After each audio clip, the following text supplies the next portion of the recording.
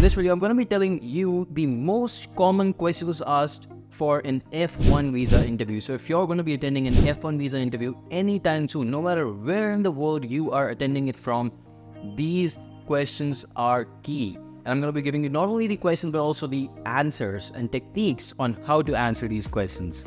Let's begin. The first most common question that is asked is as follows. Which university and degree are you going for? And the answer is, I'm going for a master's in computer science degree at the University of California, Berkeley, officer. And how many universities did you apply to? The answer to this one is mostly, again, the truth, which is going to be 5 to 10 universities in most cases. If you've applied to this, it's a bit of a concern as to why you only want to target 1 or 2 universities, maybe in a specific area. If you have applied too many, also doesn't look a bit good because it tells the officer that you're a bit desperate to go to the US. The answer usually, on an average, between 5 to 10 is safe. And in fact, if you apply to other country universities, you should also specify that, right? I applied to 12 universities, out of which, 9 were from the US and 3 from the UK, something like that. How many admissions did you receive? The third question, you should answer again with the truth. Okay, don't lie. Tell them the exact admits you received. If you only got 1 admit, it's okay. Don't worry about it. Tell them about it.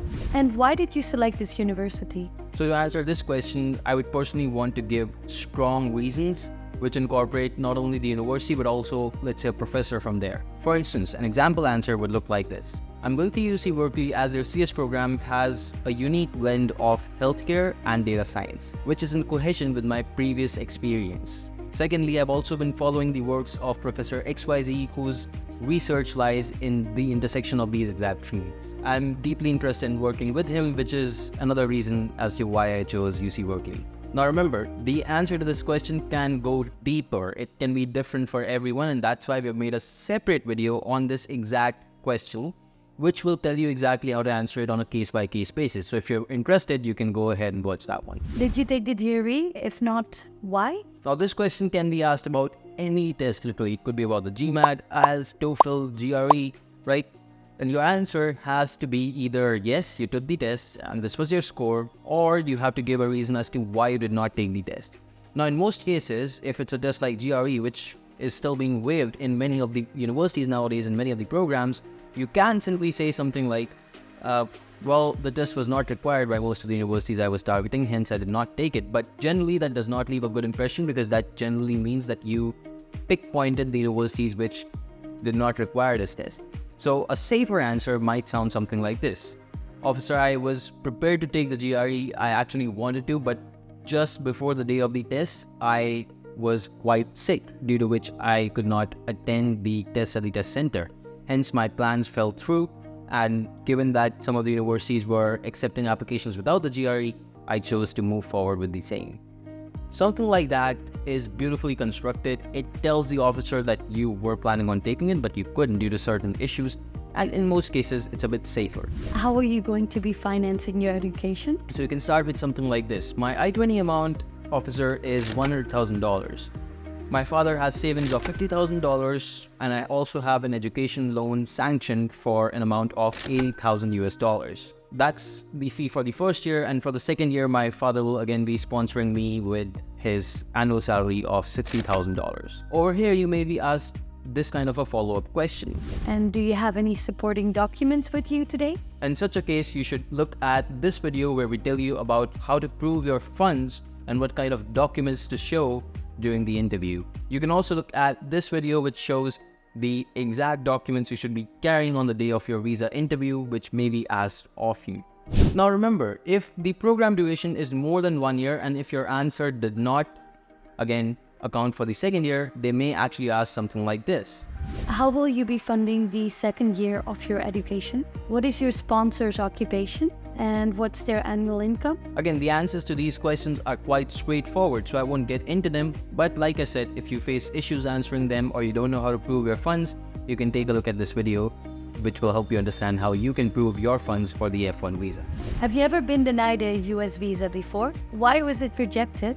So a question like this can be tricky, simply because when they reject you for an F-1 visa, they generally give you a 214B, no matter what the reason of the rejection is. Hence, what you always want to do, instead of saying something like, my home ties were not strong enough, etc., don't assume. If they don't tell you the reason, you are not liable to tell them the reason yourself. Hence, it is up to your anticipation. And you can say something like this: officer, in my last interview, I believe I was stuttering quite a lot due to nervousness. And I believe because of that, I may not have been able to answer some of the officer's questions properly. And I think it's this miscommunication that might have resulted in my rejection.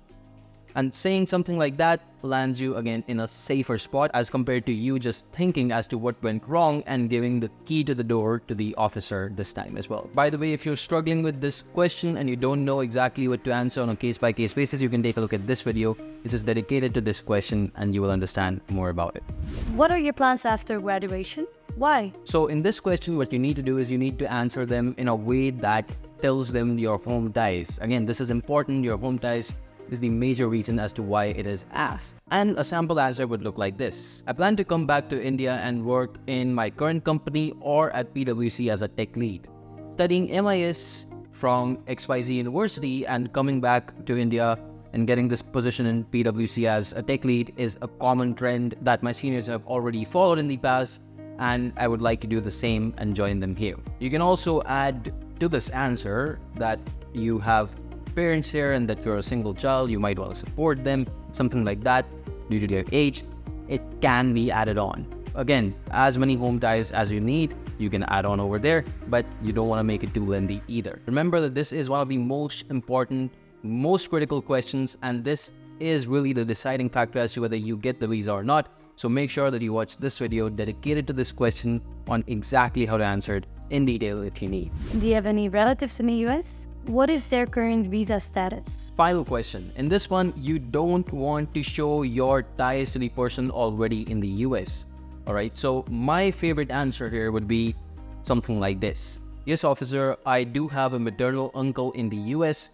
To be honest, I've only connected with them about once or twice in my entire lifetime, so I'm unsure of their visa status or location at this point in time. And again, this is one of those answers that lands you into a safe spot. You're kind of away from the danger area where the officer might reject you should you be going there and you have relatives already staying there, essentially on an H-1B or something. These were the 10 most common asked questions for the F-1 visa interview. And again, if you need any help with your visa process, take a look at the visa application help, where we take care of the end-to-end processing, prepare you, train you, get you the visa interview, and essentially make sure that your documents look good. If you have any questions, you can also reach out to me on WhatsApp, subscribe to the channel, or follow me on Instagram if you need any help whatsoever. Thank you so much for watching. I'll see you in the next one.